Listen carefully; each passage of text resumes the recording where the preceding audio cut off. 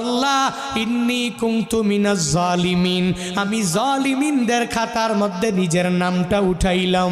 দুনিয়ার কোনো ব্যক্তি এই বিপদ থেকে আমারে বাঁচাইতে পারে না, দুনিয়ার কোনো ব্যক্তি এই মুসিবত থেকে আমাকে বাঁচাইতে পারে না। মাছের পেটে যাইয়াও ইউনুস নবী আমার মাওলারে ভুলে যায় না।